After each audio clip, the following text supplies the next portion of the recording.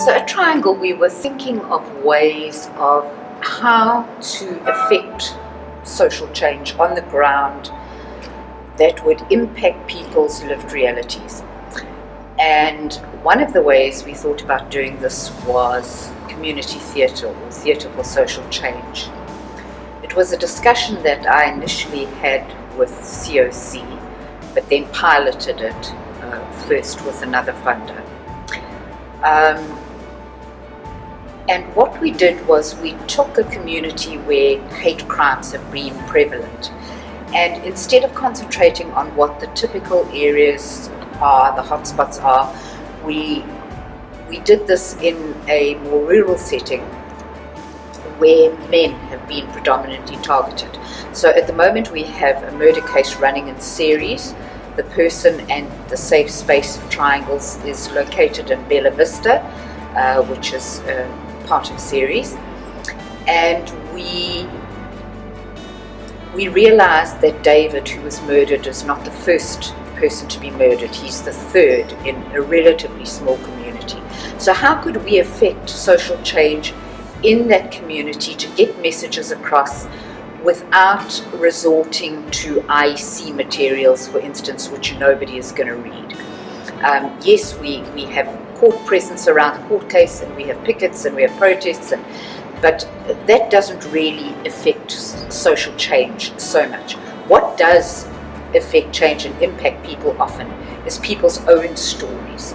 So we, the group together, formed wrote a script, and it was a very interactive piece. It had serious moments, it had very funny moments to it. There are good singers in the group. There's a lot of gifts and skills and talents in the group that were used to put something together that would be entertaining and engaging, but also would have a strong advocacy component. We weren't too sure what the response would be from the community, if they would attend it all, since it was an LGBTI piece, but we hoped in a way that in communities where there is very little in the way of entertainment and very little in the way of things to do, that people would attend. So we advertised it a little in the area. The word got around, and 400 people packed the community hall that night. And what it did was it served a couple of purposes. One, we clearly got the message across. We had particular themes around stigma, around discrimination, around hate crimes, around non-acceptance by parents. So those were all woven into the story, and we got those stories across in very real ways because they're being told by people whose lives are being impacted by these injustices. What it also did was we encouraged people to invite their parents, all parents, but we had particularly great comeback from some of the cast members whose parents had not been accepting of them. One in particular that stood out that I read to the group was somebody who was saying his father, for the very first time in his life, spoke about being proud of him, seeing him on stage and being proud of him, instead of being denigrating and just outright prejudiced and homophobic. So it served to sensitize the community. It served to for a lot of them have parents be proud of them being part of something like this and being told they were proud of them, which did a lot for the self-esteem of the group. And what it also did was it served as an income generator for the group, because each group decided, we did it with two groups, but the group decided what they would charge as a cover charge at the door.